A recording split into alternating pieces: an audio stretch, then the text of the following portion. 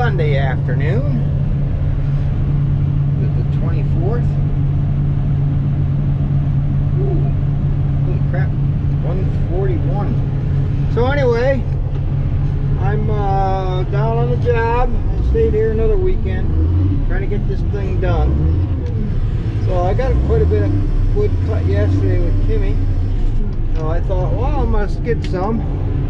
So I made a couple drags, and then I thought, and I gotta shut this park brake off.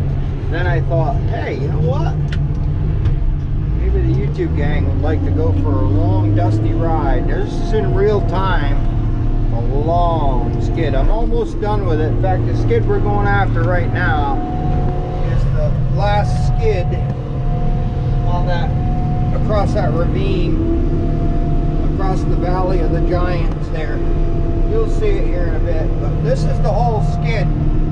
We'll go and get one, bring it out. It's probably gonna be 12-15 minute trip, round trip. It's a long way.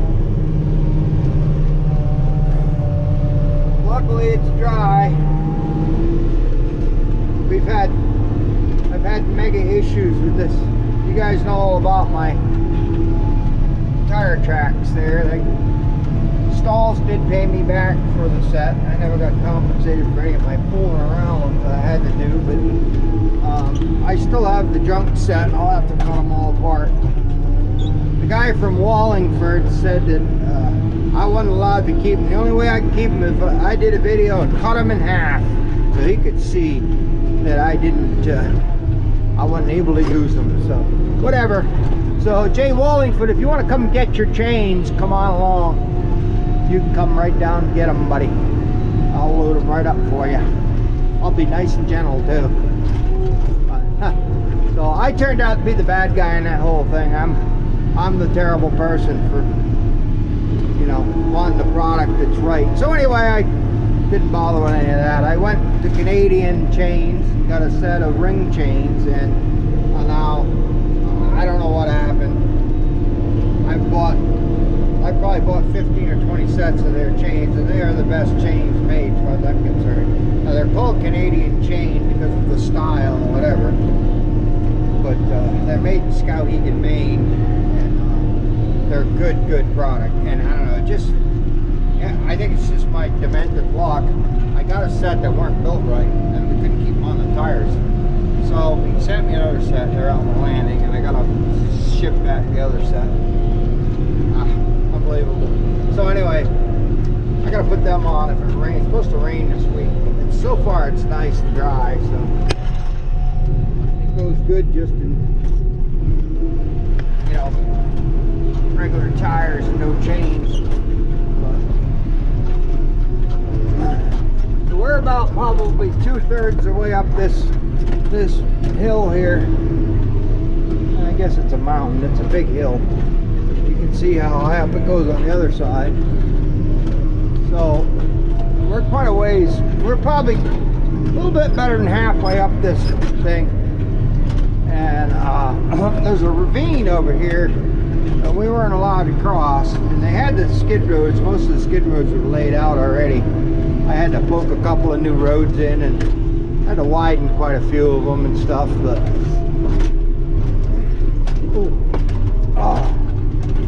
but anyway, back here, a ways here, is where we're going back down over this steep part and the switchbacks and across the ravine and up the other side. Well, like I said, I got it all cut the other day. Yesterday I was down here Saturday, and I finished cutting it. Cut quite a bit of it with Kimmy, and then, I don't know, probably a third of it I had to cut by hand because there's big stuff up on the bank. I couldn't reach them, and they were big. There was some real big hickory and whatnot, and so I hand cut them and dropped them down across the old twitch path there and processed them up with Kimmy. And so I thought I better get my butt over here and do some skidding today. I've had a fuel issue with Kimmy, and I hope that's what it is. It's not throwing any codes. It just seems like it's running out of fuel. So I changed the fuel filters. Well, I changed one fuel filter. I don't know. I thought I had a spare primary, and I didn't. So Mammy went and got that today from Napa up home. They had it. And she's going to send it down with Zach in the morning. Oh, bumpy. So anyway, I got that. Hopefully, I drained the tank. I was looking for blockage. And because I was getting some sticks and whatnot. And I got an inline filter in it. And so I pulled the tank, I drained the tank, I ran it down to about 10 gallons and drained it, and pulled the bottom of the tank off and the little cover there, the sediment thing, and cleaned it all out. It's in pretty good shape there now, so I should be getting good fuel. I hope that's what it was. It's not throwing any codes, so this is where we're getting down over the steep. Camera probably don't do this justice. It's pretty steep. Crawling around on them hills, you're pretty much, you know, kind of all fours getting up and down. But I got a spur road here. It's got a bunch of skids on it. Some of the stuff I cut yesterday.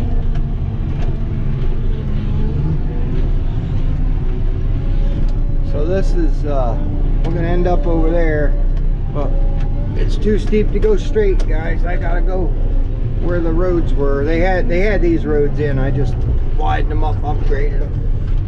I got a few skids along that spur there. Sorry about the bumping around on the camera. That drops right off pretty handy right there.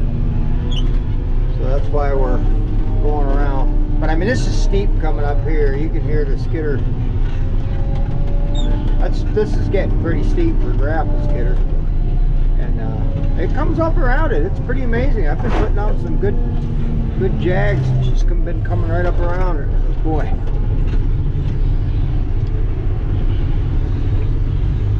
This is quite the switchback right here.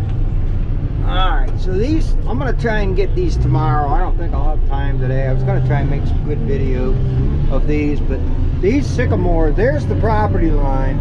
If you can see that blue. See the blue right there? And there's a mark, it's the state game lands. That's the game lands. So that's state property down there. And these big buggers were leaning right into it, so I don't know. But look at the size of this sycamore. And you talk about a chimney. Look at the size of this thing. Let me open the door so you can see it. Look at the size of that thing. Now it leans down towards me, but it's got a little bit of forward lean. So I think I can roll that baby. If I leave it a nice big fat hinge, it might spool a little bit, but so it don't break prematurely. I think I can roll it right about down in here. It might bump these trees, but see the boundaries right there? You can see the boundary there, state game lands, that red sign. So I can't, you know, I mean, I guess it wouldn't be the end of the world if it went over there, but you're not supposed to without getting permission and all that. You know, if I damage something, they'll make me pay 3 times indemnity for it. So, you know, if you damage a $500 tree, you got to pay, you know, $1,500